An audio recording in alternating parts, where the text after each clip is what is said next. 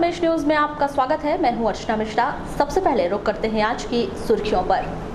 सोमवार की शाम आए तूफान ने मचाई काफी तबाही। पायली में एक मकान हुआ धराशायी, आधा दर्जन लोग घायल। नगर के 3 वार्डों में हुआ 3.5 करोड़ रुपए के निर्माण कार्यों का भूमि पूजन। हड़ताली वन कर्मियों ने किया रक्तदान। विश्रामपुर के ग्रामीण 5 दिन से अंधेरे में कर रहे हैं जीवन यापन। और इस वर्ष जिले में हुई चने की रिकॉर्ड खरीदी। और अब समाचार विस्तार से। जिले में मानसून के पूर्व आने वाले हवा तूफान का दौर शुरू हो गया है। सोमवार की शाम जहां जिला मुख्यालय में भी हवा तूफान का दौर रहा, वहीं हल्की बारिश भी हुई।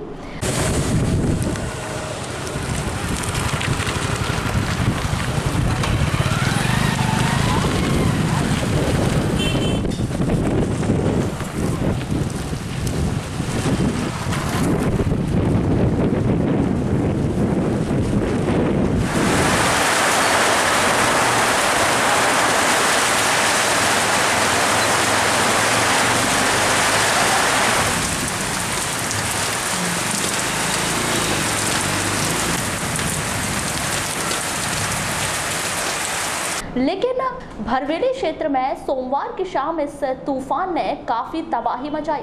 भरवेली क्षेत्र के ग्राम पायली में तेज आंधी तूफान के दौरान एक मकान धराशायी हो गया। इसमें आधा दर्जन लोग घायल हो गए। इनमें अधिक चोट लगने से घायल 3 महिलाओं को जिला अस्पताल में भर्ती किया गया। जिले के अनेक क्षेत्रों में भी इस तूफान का काफी असर होने की खबर है। क्या नाम आपका? ये जो घायल कैसे हुई है? सर हवा तूफान की वजह से जो मकान की जो छत है ये सब दब गई, इसी दिन में था। इतने सब एक साथ इतने लोग घायल हुए थे, कहाँ के रहने वाले? सब पायली के हैं। जितने आपके मेहमानी में आए थे क्या? मेहमान सर मेरी मम्मी खत्म होने की वजह से, डेथ होने की वजह से इनके आज क्या था? आज कुछ नहीं सर, ऐसे कल डेथ हुई थी, यानी कि मट्टी मत कल हुई थी, तो आज मेहमान रुके हुए थे। आपकी जो मम्मी है तो वो एक्सपायर होने वक्त सब आए थे, अंत्येष्टि में आए थे? हाँ सर आपके रुकी हुई थी? कितने जो तूफान आए थे?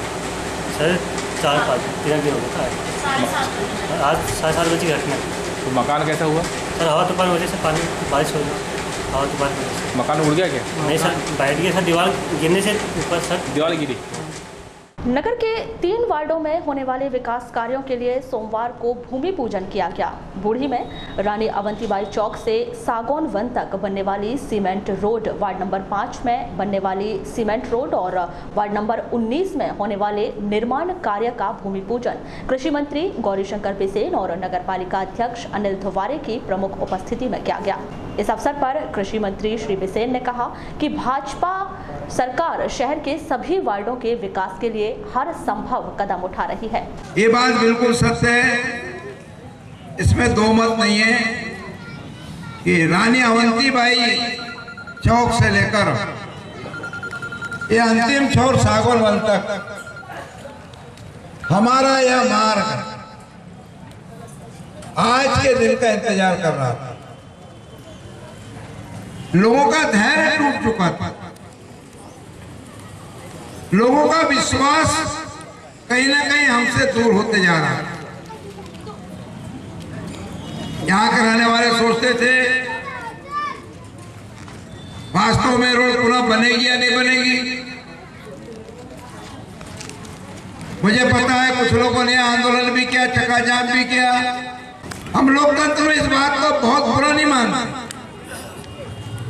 लोकतंत्र में अपने अधिकारों की लड़ाई लड़ने के लिए जनता को, जनप्रतिनिधियों को सड़क पे आना पड़ता है। और हम जब जनप्रतिनिधि हैं, जनता के बीच से निर्वाचित होकर आने वाले लोग हैं,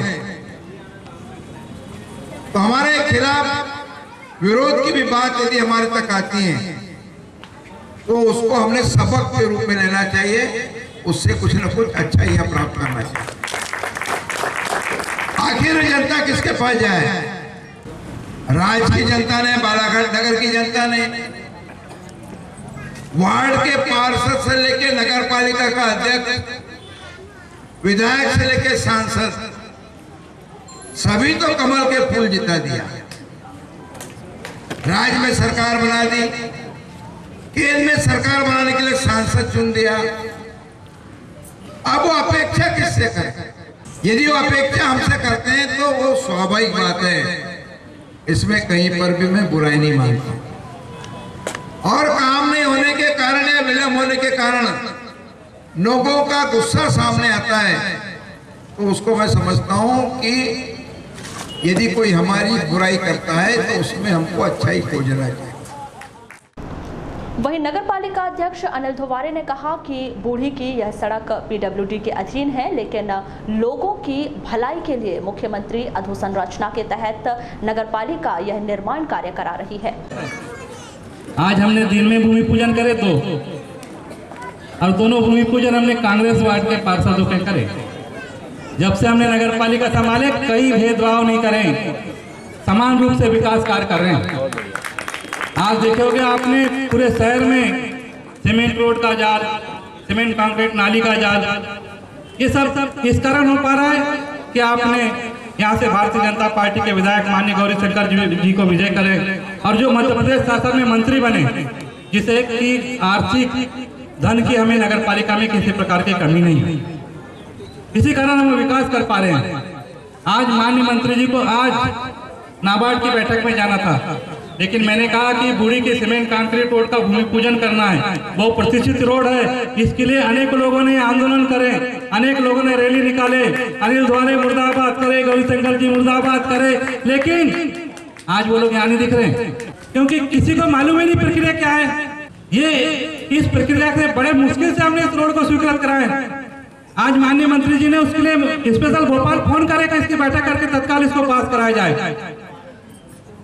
3 करोड़ की राशि, ये रोड तो हम चाह रहे थे कि 12-15 करोड़ की रोड बने, डिवाइडर बने, आजू बाजू पेड़ लगे पूरा, लेकिन वो संभव नहीं हो पाया क्योंकि यहाँ पे रोडों पे आजू बाजू अतिक्रमण है। किसका अतिक्रमण तोड़ेंगे हम।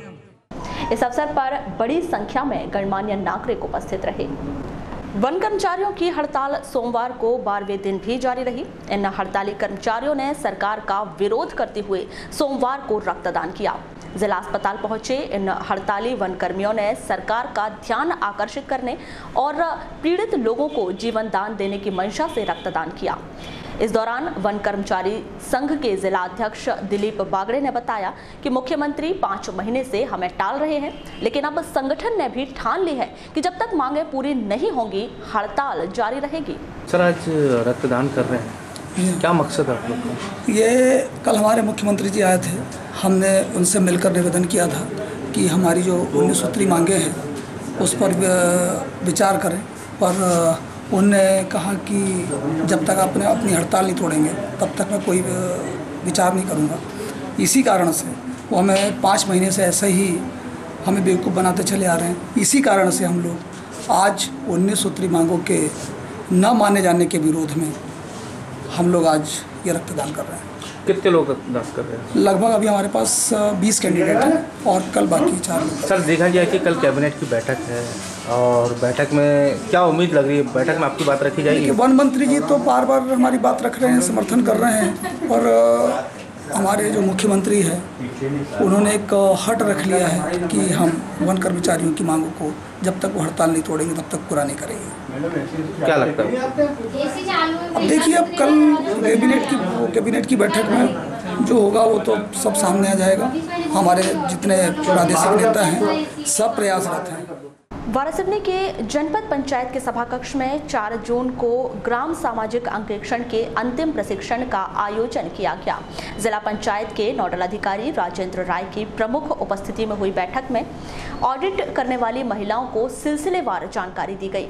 आपको बता दें, वारासिवनी की 60 पंचायतों के लिए 90 महिलाओं को प्रशिक्षण दिया गया।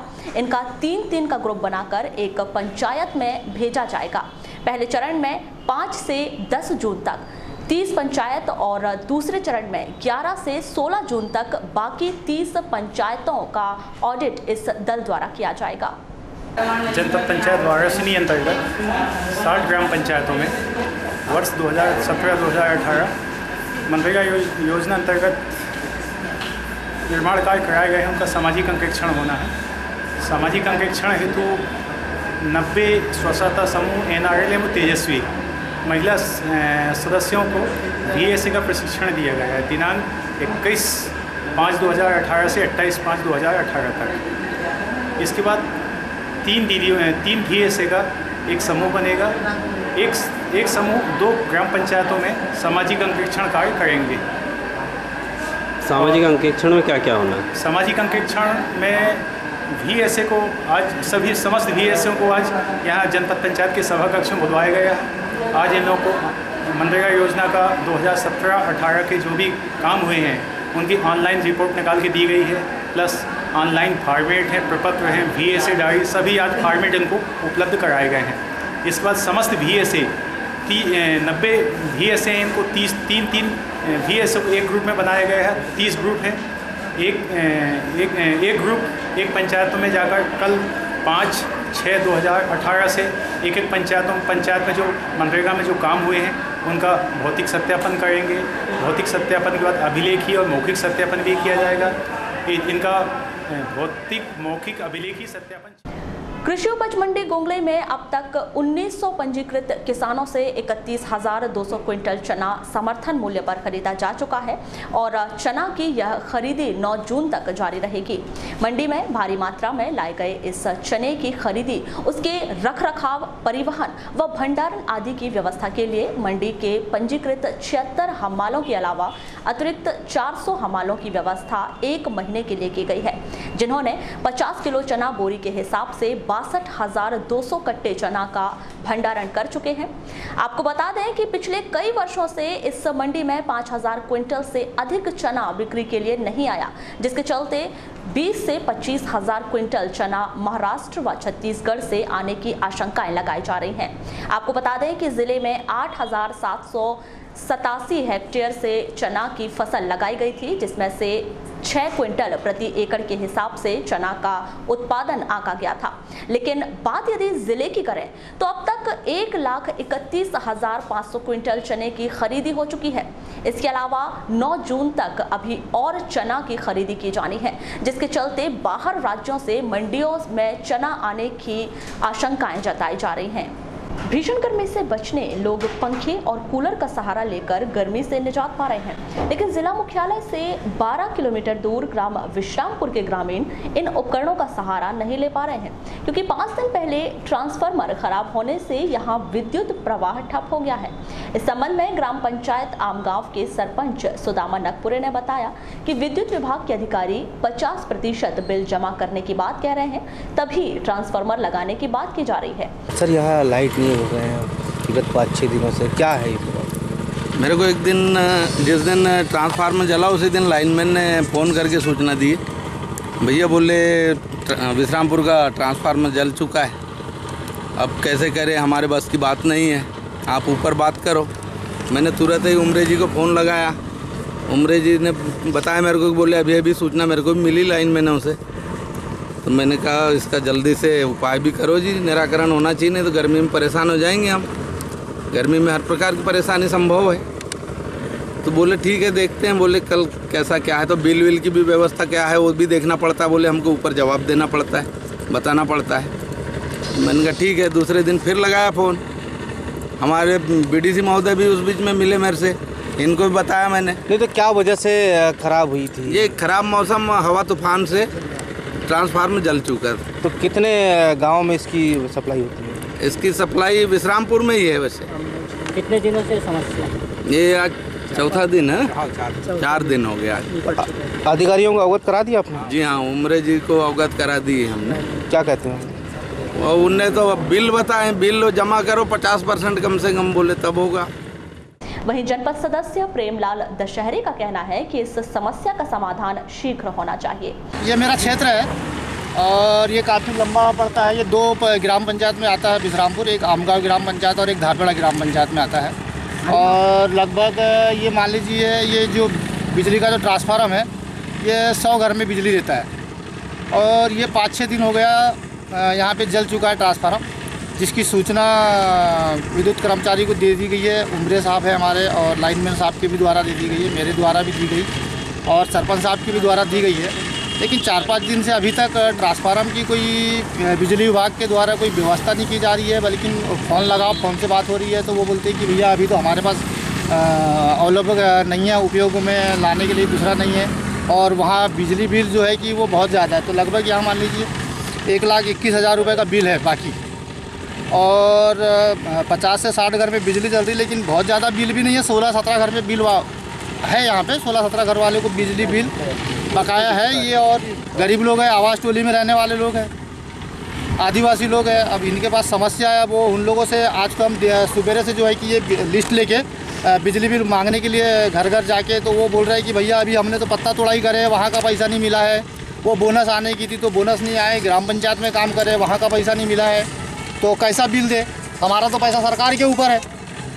अब सरकार वो ट्रांसफार्मर जल गया और ऐसे समय में हमारे ऊपर गिर गई, तो बताओ हम कैसा बिल पटाएं? अब उनका भी एक तौर से कहना चाहिए कि अब उनको पेमेंट हो जाए। उनने ग्राम पंचायत में काम करा है, कोई रेलवे में काम कर रहा है, कोई ने पत्ता तोड़ा है, 1 महीना हो गया उनने पत्ता तोड़े, उसका अभी तक बिजली बिल नहीं मिला है, वो पत्ता नहीं मिला है, पत्ते का पेमेंट नहीं मिला है। तो ये ऐसी बड़ी भारी समस्या हो गई। और ये जो है बिजली विभाग वाले कोई सुन नहीं रहे, वो बोल रहे हैं कि जब तक आप पैसा नहीं दोगे, जब तक आपके यहाँ पर ट्रांसफार्मर नहीं। इस पूरे मामले में जब विद्युत कार्यालय सरेखा 2 के सहायक यंत्री बीके उमरे से चर्चा की गई, तो उन्होंने कहा कि ट्रांसफार्मर का एस्टीमेट बनाकर भेज दिया है, जैसे ही उपलब्ध होगा लगा दिया जाएगा। जनपद पंचायत बालाघाट के अंतर्गत आने वाले ग्राम चरेगांव की एक दिव्यांग महिला सोमवार को जनपद कार्यालय पहुंची। इस दिव्यांग महिला को परिसर में ट्राईसाइकिल में देख जनपद अध्यक्ष पूरनलाल ठाकरे खुद दिव्यांग महिला के पास पहुंचे और उनकी समस्या सुनी, समाधान का आश्वासन दिया। वहाँ से मतलब अब तुम्हारा मकान कच्चा है कि पक्का है? मिट्टी की जुड़ाई है और रेत मिट्टी की जुड़ाई। प्रधानमंत्री आवास में तुम्हारा 2006 में मिला था,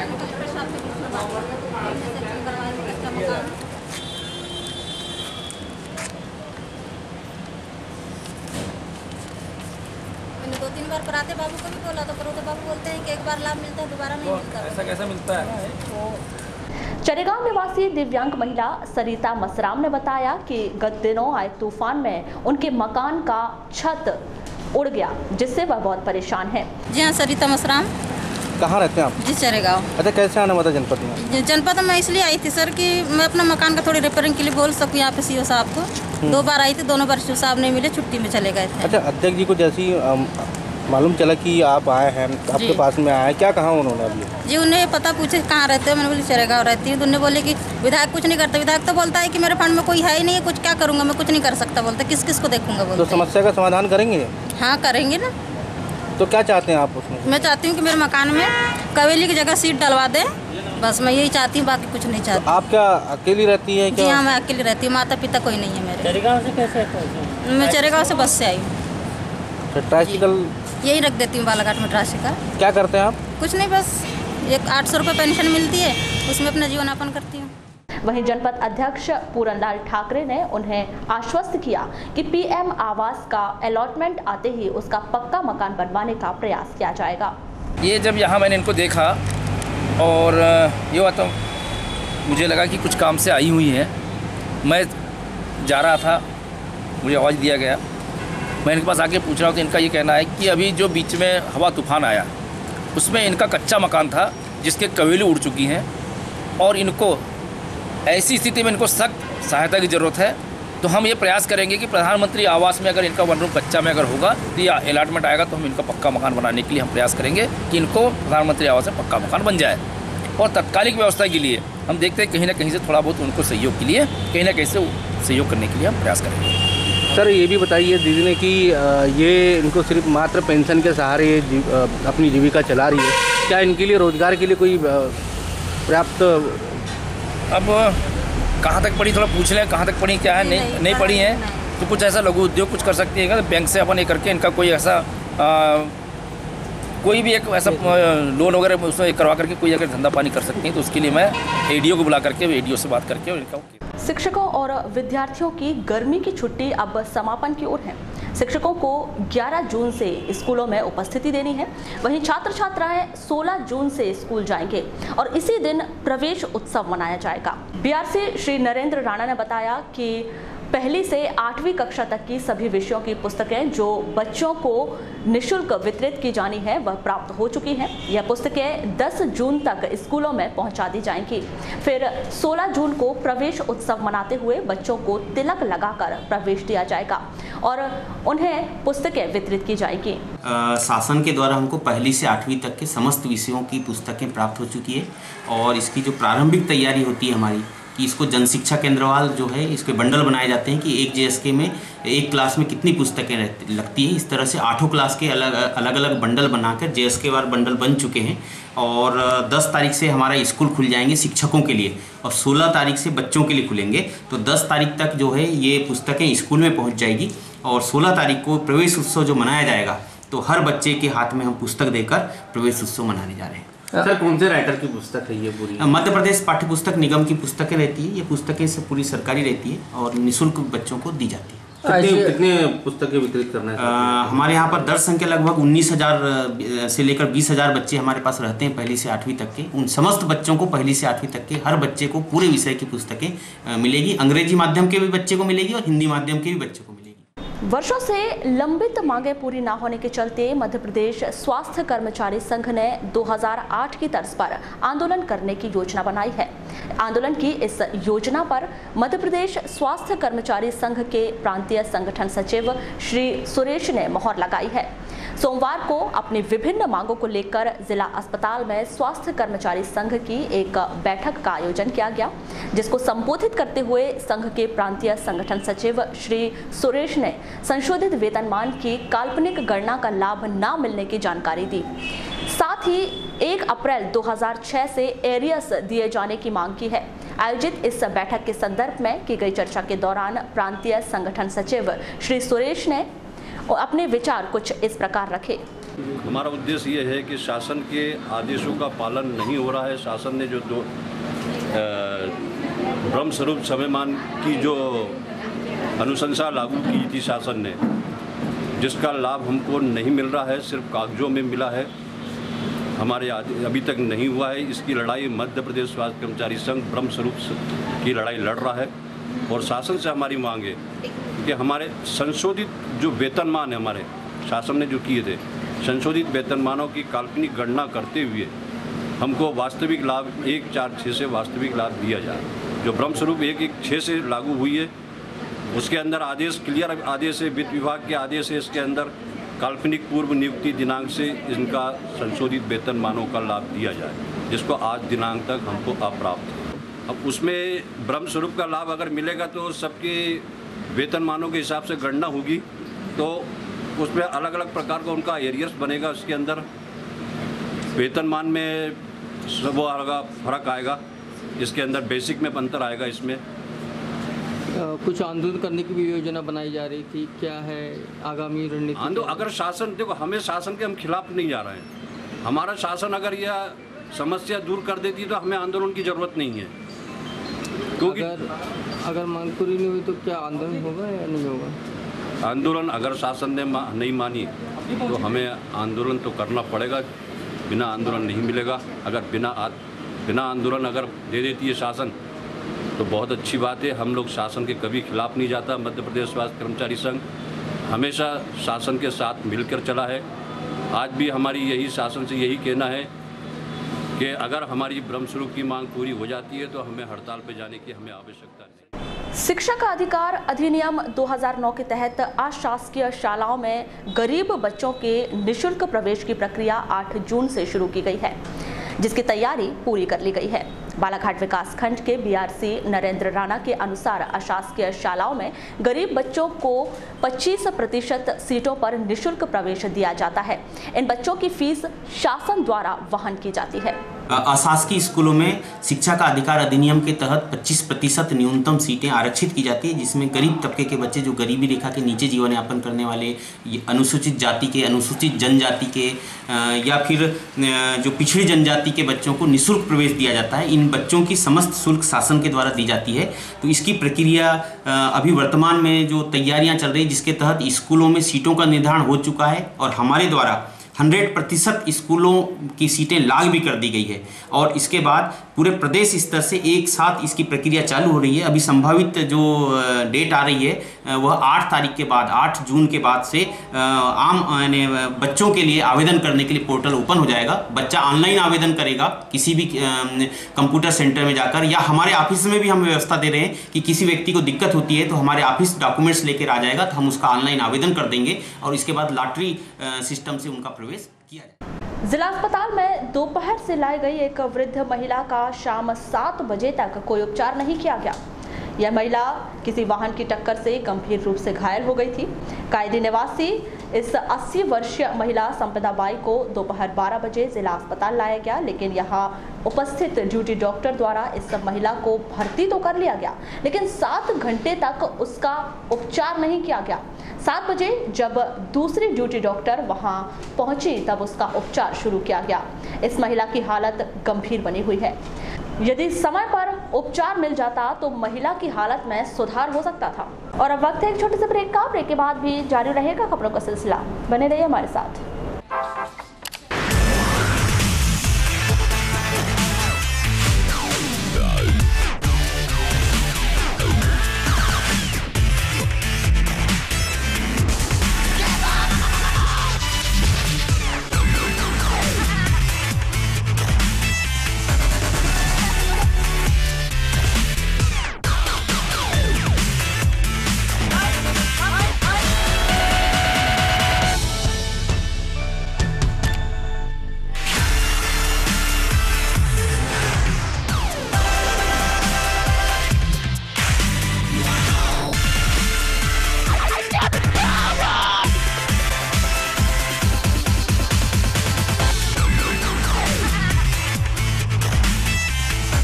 और दुनिया का सच उजागर करता है बालाघाट एक्सप्रेस, एक अखबार संपूर्ण परिवार।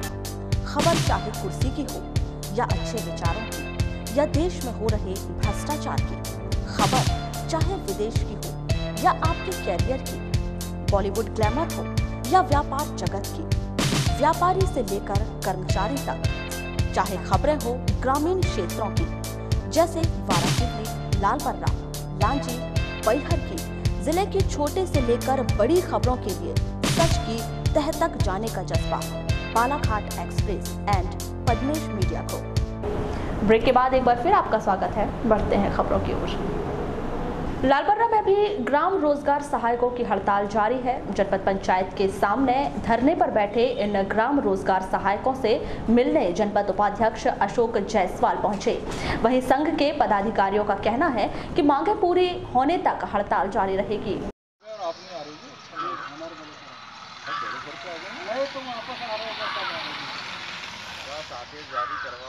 नहीं सर, जैसे कि आपकी 20वीं दिन है आज हड़ताल का, तो आपने अभी तक क्या संकल्प किया है, क्या किया है? कल शिवराज सिंह जी आए थे। शिवराज सिंह जी का हमने कल आए, हमारे मुख्यमंत्री महोदय, तो हमने उन्हें कोई ज्ञापन नहीं किया, उनका बहिष्कार किया, क्योंकि हमारे पूरे मध्य प्रदेश में हर जिलों में ज्ञापन दिया जा रहा है। तो हमने सोचा कि बालाघाट में देकर क्या करें, जब हर जगह नहीं सुन रहे तो यहाँ क्या सुनेंगे, इसलिए हमने उनका बहिष्कार कर दिया। तो सर आप कौन कौन से निर्णय लिया अभी, जैसे कल आपकी सुनी नहीं गई वहाँ पे कुछ? हाँ, अभी तक हमारी जो मांगे नहीं सुनी गई है, तो हमें प्रदेश कमेटी से आह्वान आया है कि ये अनिश्चितकालीन हड़ताल तब तक जारी रहेगी जब तक कि हमारी एक ही मांग है, नियमितीकरण पूरी ना हो, तब तक ये हमारी हड़ताल जारी रहेगी। और जैसे कि सर अभी पंचायत का काम रुका है, पंचायत का काम तो पूरे रोजगार सहायक को हड़ताल में आने से पूरे ठप है। सचिव और सरपंच महोदय जो जितना बन सके उतना कर पा। लालबर्रा क्षेत्र के ग्राम पंचायत पांडरवानी के रामजी टोला के ग्रामीणों ने सरपंच के खिलाफ एक ज्ञापन तहसीलदार को सौंपा। ग्रामीणों ने बड़ी नहर के नीचे नाले से अवैध रेत निकासी, निस्तारी पुल से ट्रैक्टरों की आवाजाही से पुल खराब करने और ग्रामीणों से अभद्र व्यवहार करने का आरोप लगाया है। वहीं सरपंच अनीस खान ने उन पर लगाए आरोपों को निराधार बताया है।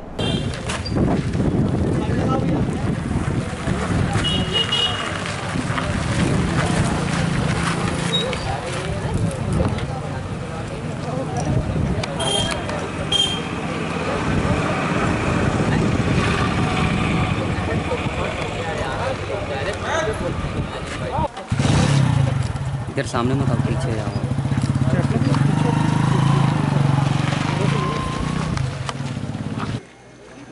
आपका परिचय? भैया जी मैं महेश माने रामजी टोला से हूँ।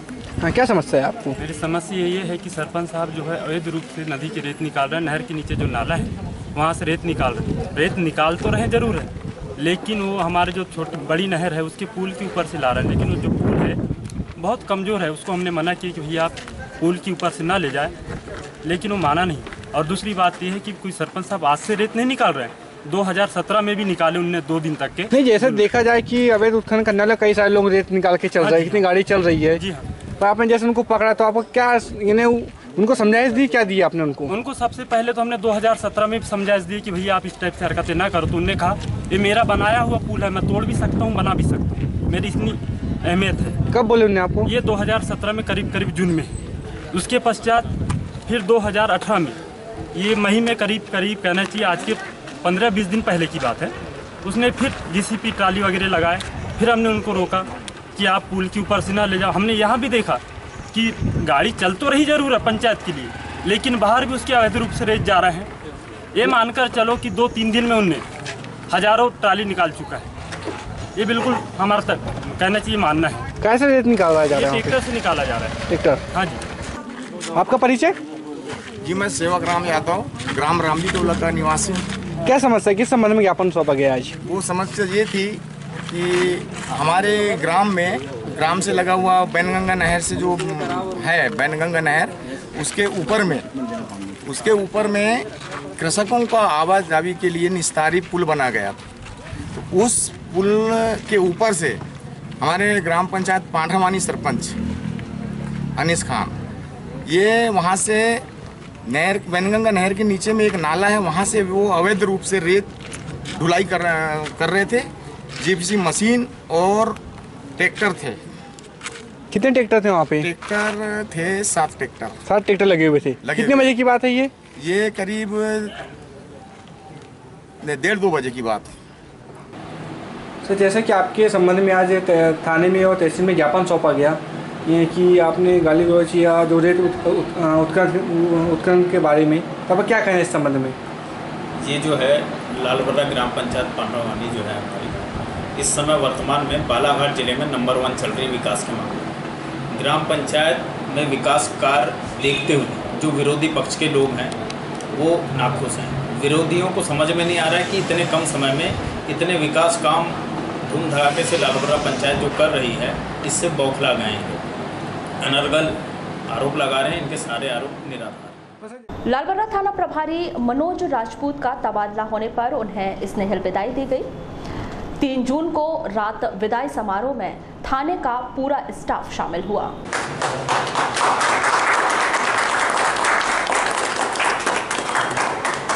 कुर्सी और लाले के अंदर नहीं पर्याप्त। हाँ बैठे गाड़ी कितना हुआ है?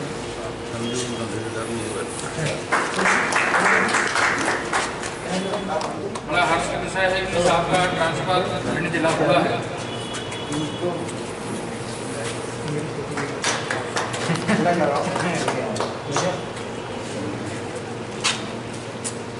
मनीष का कितना स्पेशल है? खटखट लेते जाओ।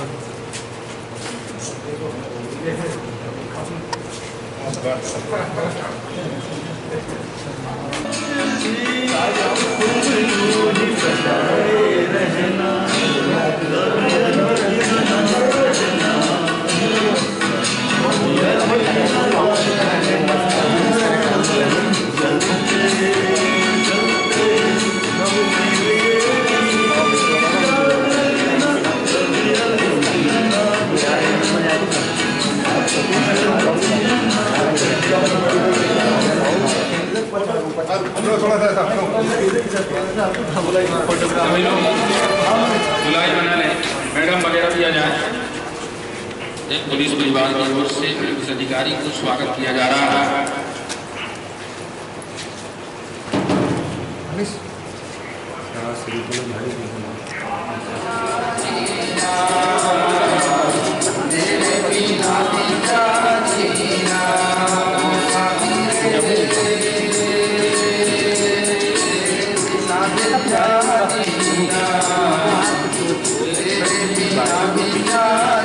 Yeah.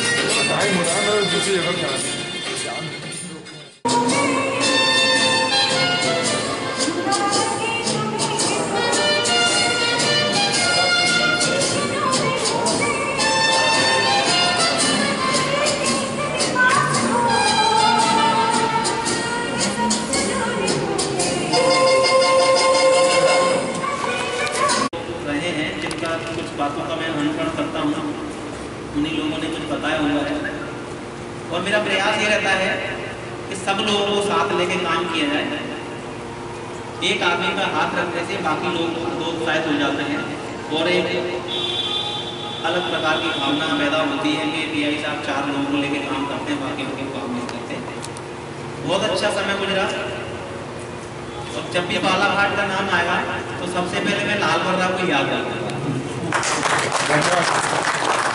देखिए ये जीवन बहुत छोटा है, हम लोग कई जगह स्थानांतरण होने जाते हैं, लेकिन संबंध बहुत अहमियत रखते हैं। आना जाना पद भी आपके लाइफ में कुछ पॉजिटिव होगा। मैंने प्रयास किया मैं किसी स्टाफ को स्ट्रेस भी नहीं दूँ, तो शायद थोड़ा बहुत किसी ने स्ट्रेस ले लिया अलग बात है, पर मुझे ऐसा लगता नहीं किसी ने स्ट्रेस लिया हो। बहुत कुछ पॉजिटिव सोचेंगे हम तभी कुछ पॉजिटिव होगा। पुलिस में रह के हमारे पास इतनी ज़्यादा अपॉर्चुनिटी होती है कि हम लोगों का बहुत ज़्यादा भला करते हैं। पुलिस के पास वो पावर है जो भारत के सुप्रीम कोर्ट के चीफ जस्टिस के पास नहीं है, पर बात जो पावर है उस पावर का हमको सदुपयोग करना है, लोगों की भलाई में लगाना है, रचनात्मक कार्य करने में लगाना है। अगर यही पावर गलत दिशा में चला जाता है तो उसके बहुत सारे साइड इफेक्ट होते हैं, तो आप सभी लोग जानते हैं, विस्तार से बताने की आवश्यकता नहीं है।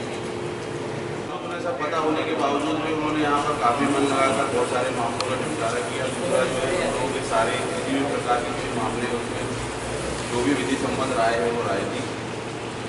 ये ट्रांसफ़र पुलिस विभाग की एक नियमित प्रक्रिया है, हमें से हर एक व्यक्ति को कभी न कभी इसका सामना करना ही पड़ेगा। यहाँ पर अभी तक करते ही चले जा रहे हैं। अच्छी बात यह है कि साहब जहाँ ट्रांसफ़र होके जा रहे हैं वो उनके मन की जगह है, क्योंकि अभी जहाँ थे यहाँ से बहुत दूर पड़ता है। मैं भी मुरैना में रहा हूँ तो मैं अच्छे से जानता हूँ कि वहाँ से छिंदवाड़ा या सिवनी आना कितना मुश्किल पड़ता है। चलते चलते एक नजर आज की हेडलाइंस पर एक बार फिर। सोमवार की शाम आए तूफान ने मचाई काफी तबाही। पायली में एक मकान हुआ धराशायी, आधा दर्जन लोग घायल।